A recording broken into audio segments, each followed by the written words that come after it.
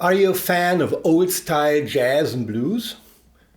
Do you want to play this music in a truly authentic way? Well, today I've got something special for you. In this lesson I'm going to show you maybe the most important line in old-style jazz and blues.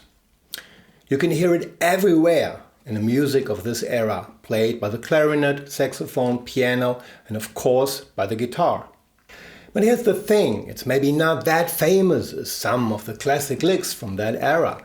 Sometimes it's used as an ending, so you may not even notice. Let's change that today. So what's going on here? Don't worry, it's basically pretty simple. It's a chromatic line, something I've talked about in my video on 251 licks over here.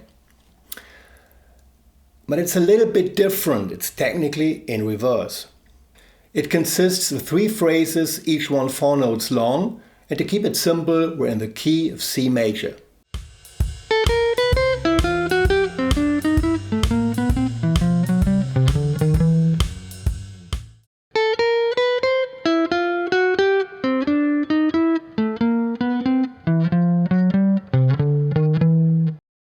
The easiest way to see it is by following the chords.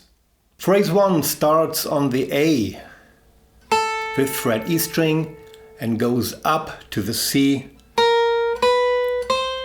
on the 8th fret. So the notes are A sharp, B, and C. Phrase 2 starts on the E, 5th fret B string, and goes up to the G on the 8th fret. The notes are E, F, F sharp, and G.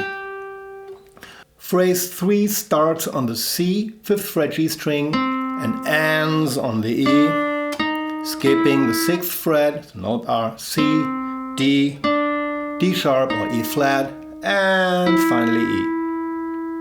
The easiest way to see it is by following the chords. All 3 phrases start over an A minor chord, which is the relative minor to C major.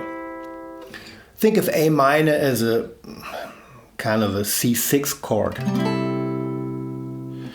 When you play the ending notes of these lines, they resolve perfectly to C major. This makes it easy to understand. Of course, you can also analyze it in terms of intervals, but for most players, thinking in terms of chord shapes is much simpler. You can even play it 1 octave lower.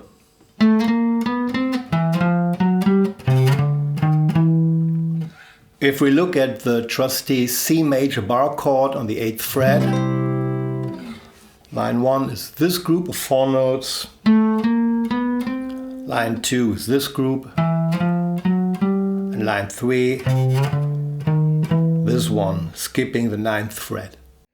Want to make sense of the fretboard without drowning in theory? Join my newsletter at markusbuck.de and get a free PDF with clear, actionable scale diagrams, major scales, pentatonics, blues scales, and more.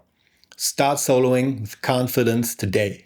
Now it's easy to play anywhere on the fretboard, start on any phrase, go up and down, use your creativity. Most of the players start from the highest strings and go down, and this is what creates the typical sound of this line. This position is excellent because it connects naturally with the C major chord shape, but you can also play it in 2 more positions. Since there are 3 lines, you can start each line on the high E string. And as you can see, this is the A minor chord shape we use as a starting point, going to C major over here and just connect it.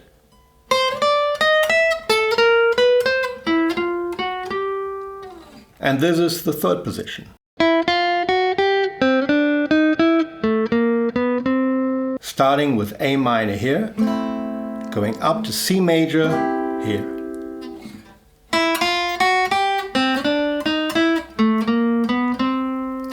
If you think in terms of chords, it's much easier to find the right fingerings. And as always, I recommend singing while you play. It really helps connect your ears with your fingers. If you want to know where this came from, listen to Jump in the Blues by J. McShann. The guitar on this recording was played by Tiny Grimes. That's it for today. Thanks for joining me until the end. Really means a lot. If you like this content, don't hesitate, hit subscribe for good karma. Stay tuned. See you next time.